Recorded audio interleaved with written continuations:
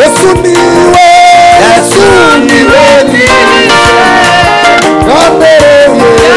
mbere y'ubuhungiro acagura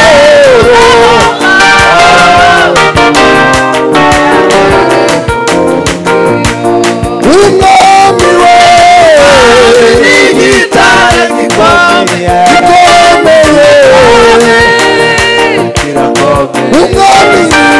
umwami n'igitare gikomeye yambere y'ubuhungiro umwami n'igitare gikomeye kirakomeye umwami n'igitare gikomeye yambere y'ubuhungiro umwami n'igitare gikomeye kirakomeye umwami n'igitare gikomeye yambere y'ubuhungiro agosamo Yesu yambere y'ubuhungiro nawe nazamukira azambere ubuhungiro agosamo Yesu yambere y'ubuhungiro nawe nazamukira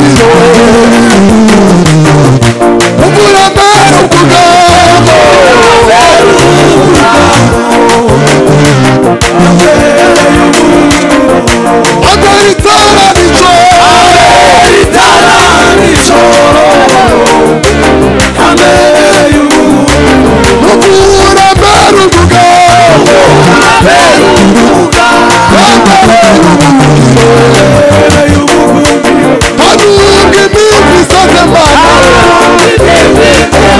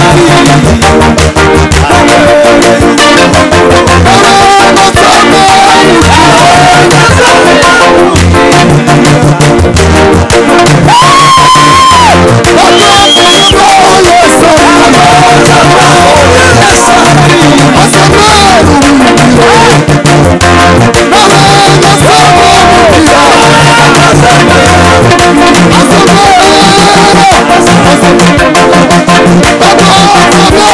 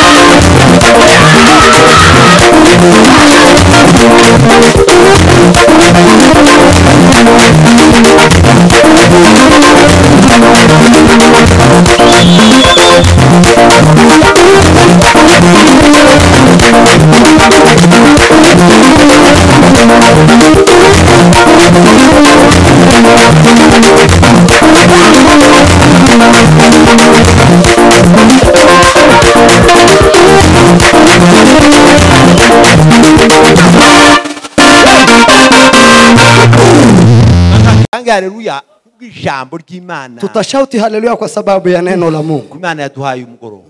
Mungu ametupea. Abanezerewe ni muvuge ngo amen. Amen. Abatanezerewe ni muvuge ngo amen. Uko abantu babaye. Wewe ubahe. Ni kama uko ngira niko bimeze. Uko bamwe batanezerewe pi. Ariko abanezerewe ni muvuge ngo amen. Haleluya. Agiye gutanga haleluya bafite za mikoro muzifate. Anataka kushauti haleluya kazi tatu. Alafu tumuitikie. Turangiza. Alafu turambura amaboko ku mukozi w'Imana. Tuinue mikono kwa mtumishi. Kandi aratanga haleluya twarambuye amaboko ku mukozi w'Imana. Atashauti haleluya na tumeinua mikono. Kama hauna wivu, ugira urukundo rwo muri Kristo Yesu. Kama uko pendo ndani ya Kristo Yesu. umukozi w'Imana, Mtumishi wa Mungu. Imana Asante. imuhereze umugisha. Mungu akubariki. Imana ikugirire neza. Amen.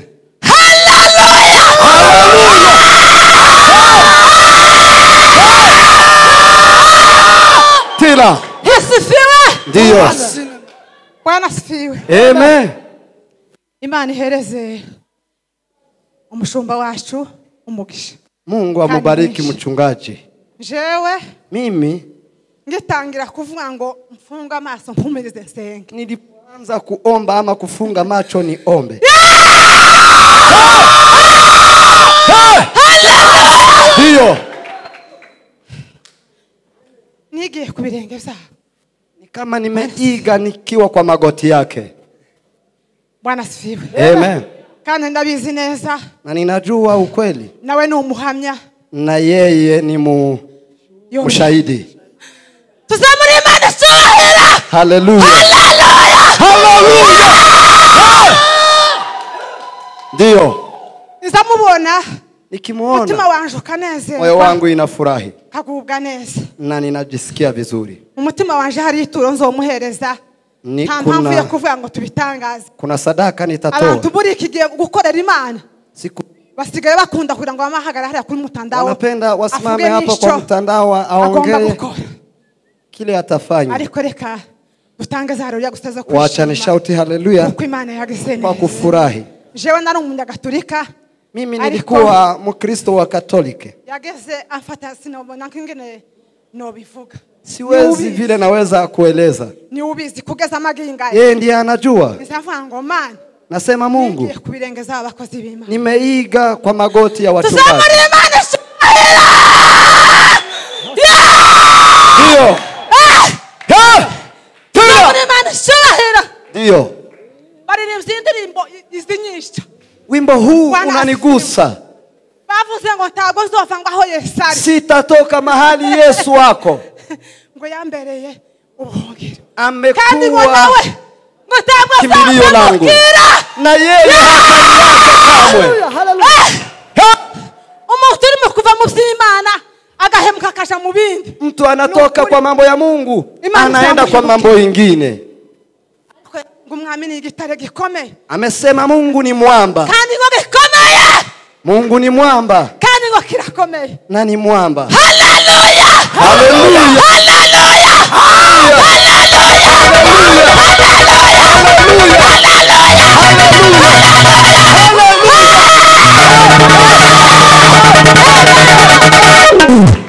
Tuma. Mugire gute? Ndio. Afagaruka tuyisubiremo. Angekuja turudi kwa wimbo. Tuyisubiramwo kwama tuvuga ngo Yesu ni igitare gikomeye. Tutasema Yesu ni mwamba. Bazatubera ubuhungiro. Yeye. Twisha utari Yesu. Nubwo turi hano. Hata kama tuko hapa. Nusohoka uri muri Yesu. Tuko ndani ya Yesu, tukitoka tuko ndani, tukilala tuko ndani ya Yesu. Tukiamuka tuko ndani ya Yesu. Ukienda mahali pengine uko ndani ya Yesu. Hakuna kitu kingine kizuri. Tuimbe tena. Tuimbe. Yes. Agonza bao Yesari Yambere y'ubuhungiro nawe nasame mukira we